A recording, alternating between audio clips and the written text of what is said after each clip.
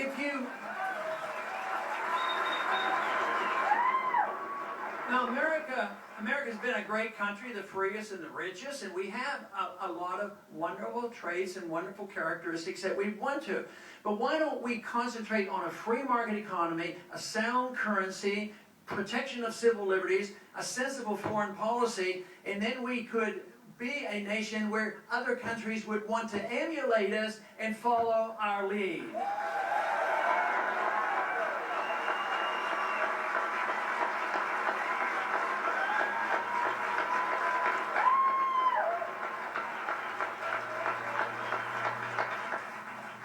But unless we change our attitude, and that means the people, about how much we should be involved overseas, it's not going to happen. We're going to work through the bankruptcy, and that's not real far off. So my position is that it should be a lot easier for liberals and conservatives and independents to come together and cut overseas spending and cut these wars. That's what I think would be the easiest thing to cut.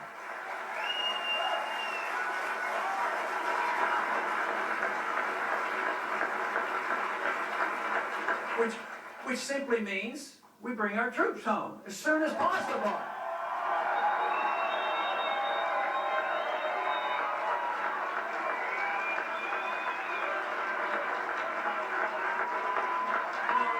Now the other thing about this is that it's a way to work our way out of it. If we don't work our way out of it and have a dollar collapse, everybody's checks bounce. And then you have political chaos, and then I worry about our civil liberties.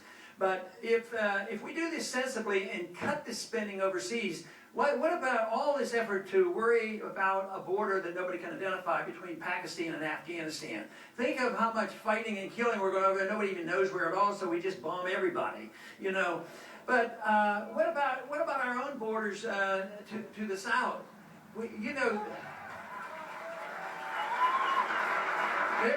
There's a responsibility of the federal government. We can do that with a lot less resources than worrying about all those overseas borders. And in the last 5 years, it's estimated that 50,000 people have been killed on that border down there. And it involves not only, I think, less so the immigration problem than our failed policy on the drug war, I think is part of the reason.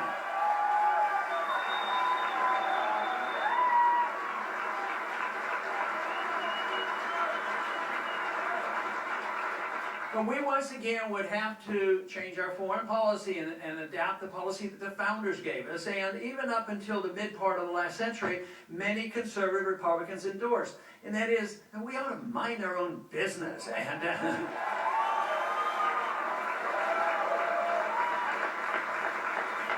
but they'll come up with all these arguments where, oh, there's a civil war going on there and people are getting killed. They have no idea who the good guys and the bad guys are. There's probably bad guys on both sides, but we have to get involved, they say. But how many times did we get involved with the most vicious of dictators, you know, from Stalin to Mao Zedong and all these people? They killed millions, and yet we did business with them. So this whole idea that there's war propaganda going on. War drums are beating. They're ready to go into Syria. We don't need a war in Syria. We don't need a war in Iran. I'll tell you that.